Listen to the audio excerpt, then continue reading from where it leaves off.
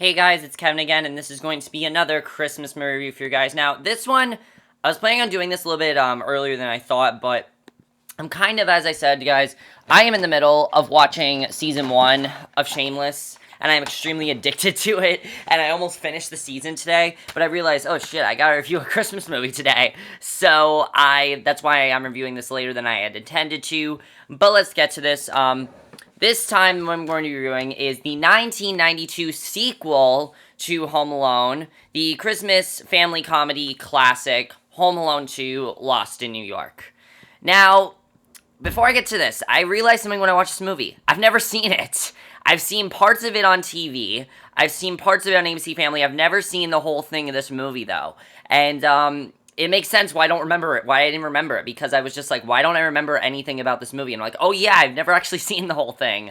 I think it's because I've seen this one so many times, I just haven't seen the second one as much, but I finally watched it, and overall, what I think of Home Alone 2, Lost in New York, I still love this movie. I think this is a very good movie. It is not as good as the first one. It does very few minimal problems, but I still do really like it, and I think it is a very good movie. So, let's get to the plot of Home Alone 2. Basically, the plot of Home Alone 2 is a little bit different than the first one. This time, it's set a year after the first film, even though this was like, actually, it was 2 years after the first film. Basically, this one focuses on, basically, the family is going for a flight to Miami for Christmas, and they gather at, the home, once again, they're all there and everything. And Kevin kind of sees Florida as contradictory to Christmas because he thinks there are no Christmas trees in Florida. He doesn't see the point of going there. He ends up having a Christmas pageant, and Kevin's, Buzz ends up humiliating him during his solo and everything.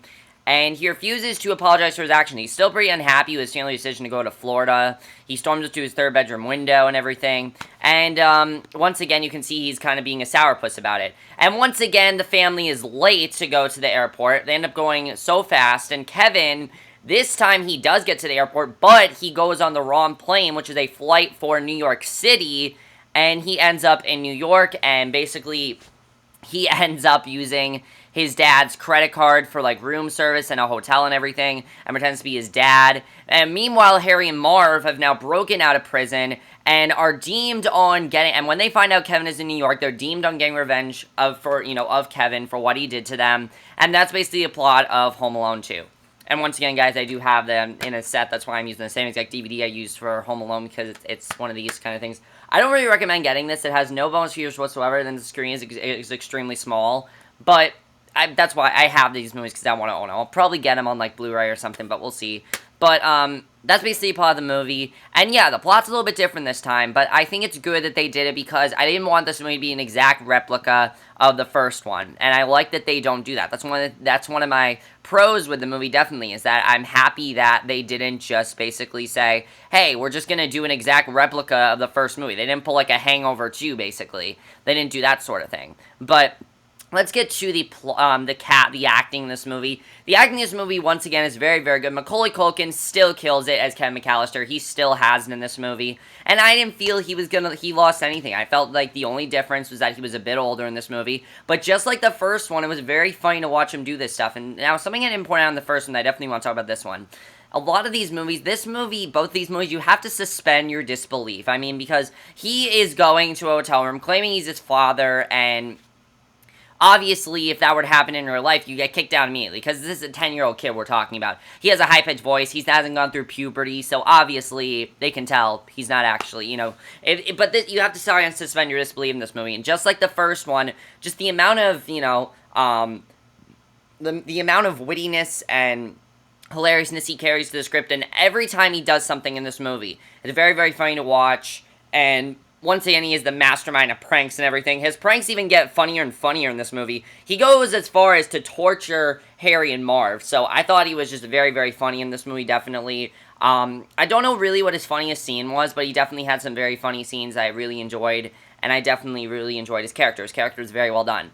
Joe Pesci, once again, as Harry, also fantastic. He is, in this movie, when he finds out Kevin's alive, he wants to do whatever he can to get him. It's not even about robbing anymore. It's about getting Kevin and catching Kevin. It was hilarious to watch, and I love Harry and Marv still work great together. You know, Marv is still the dim-witted person who has no idea what he's doing and everything. It's hilarious to watch, and I thought they did a good job, definitely. My only complaint is that sometimes some of the stuff they did were a little bit over the top. Sometimes it got a little bit annoying, but I thought it was good for the most part.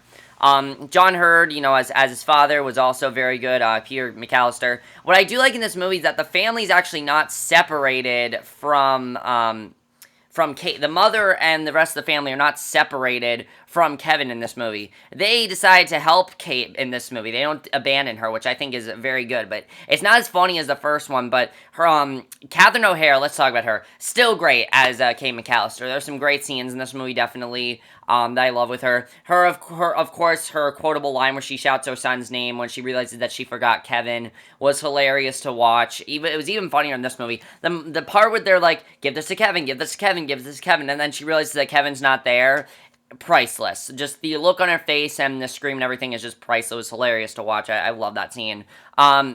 We do have two new characters in this movie. Tim Curry as Mr. Hector. His character I loved. I think his character is hilarious, actually. His character, basically, he is he works at the hotel that Kevin's staying at, and right away, he is completely suspicious of him. Like, he's thinking, how the hell can a 10-year-old kid be, you know, how the hell is this kid 10 years old and he has all this, you know? He definitely can tell there's something about him, and he was just so funny to watch, definitely. The funniest scene with him actually has to do with, remember the movie that Kevin was watching in the first one? Yeah, they actually gave a sequel to that movie in this one. I thought that was very funny. And of course, just like the first one, Kevin ends up using that movie to trick people. And the funniest scene is when he uses that movie on Mr. Hector and actually scares him. It's hilarious to watch. And Tim Curry he kills it in every single movie he's in. I've never seen Tim Curry give a bad performance ever. And he kills it in this movie as well. Very small part, but still very funny. And, then we have Brendan Fricker as the Pigeon Lady,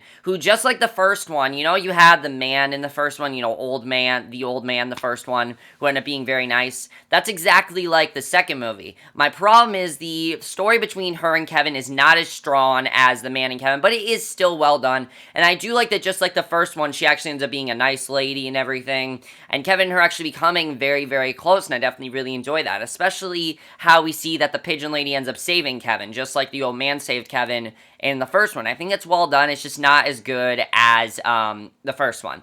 The directing this movie is still very good by Christopher Columbus. I keep saying Christopher Columbus, not the guy that discovered America.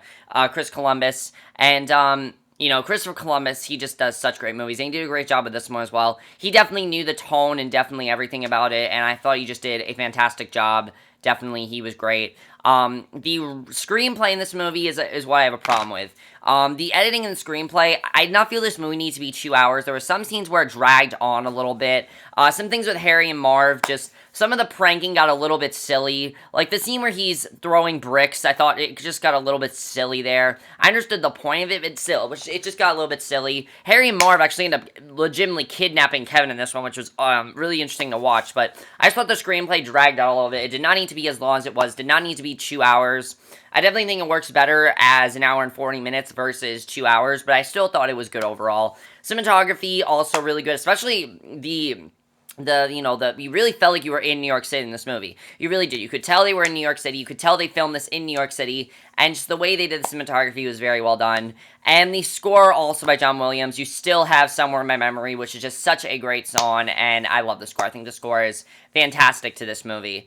Not really going to talk about spoilers or anything to this movie, but I do quickly want to talk about the ending of this movie. Of course, I love the way the movie ends with Harry and Marv. Yes, they do they do end up getting caught again by the police. And I like in this one that Kevin actually does end up calling the police, because I don't think he did that in the first one. The first one, I think the police found Harry and Marv, and then the second one, he ends up calling the police, basically, and, I thought that was very funny to watch. And of course, the end of the movie, you know, they all reconcile. And then his father realizes that Kevin spent $967 on room service, which I find very, very funny. And I really think that it's a very good way to end the movie, definitely. I like the movie ends that way. It's a lot like the first one, but it is very different from the first one. It doesn't try to be an exact replica of the first one. Now, my only other thing is, this movie's called Home Alone, but it's not really about him being left home alone. Also, the other thing I'm about to talk about this movie is this movie references the first movie quite a lot, especially the parents. One of the things I love about the parents in this movie is that they are completely, trying to make sure what happened in the events of the first one do not happen to them again. And they realize that I love the line where Peter's like, we seem to have a history. Our family has a history of missing people when we go on trips. And I think that's really funny to watch. And just the way that they, bicker over that was very, very funny to watch. And I definitely really enjoy that. But that's really all I'm going to say about Home Alone 2 Lost in New York. I think it's a very good movie. I think it's a very good sequel. I don't think it's as good as the first one. I still really enjoy it. I just don't think it's as strong. And it does still have that very witty humor that I love that the first one has. It does still have that very sharp writing. It does have very good characters. I feel the movie doesn't have as much heart as the first one does. The first one had a lot more heart. This one's sort of more of a straight-up comedy. It does have heart with, like, the pigeon lady, but I think the first one definitely had a lot more heart than this one did. And I still really enjoyed it, but I think that the first one still is better. If I had to choose between the first one and the second one, I would definitely choose the first one over the second one. There's more of a chance I'll watch the first one over the second one, but I still really enjoy the first one. And then, of course, after this movie, they made Home Alone 3 and Home Alone 4. Now, Home Alone 3, I'm going to quickly talk about my thoughts on both of those. Home Alone 3, I actually don't have a problem with. I think Home Alone 3 is a pretty good, it works good as a standalone movie. If you don't think of it as a sequel to Home Alone, I think it's actually a pretty good movie. I think the actors are good and stuff like that. The plot's good. Home Alone 4 can just go somewhere else and just, like, I hate that movie. I hate that movie. We're not going to talk about Home Alone 4. Then they made Home Alone The Holiday Heist. I don't want to talk about that either.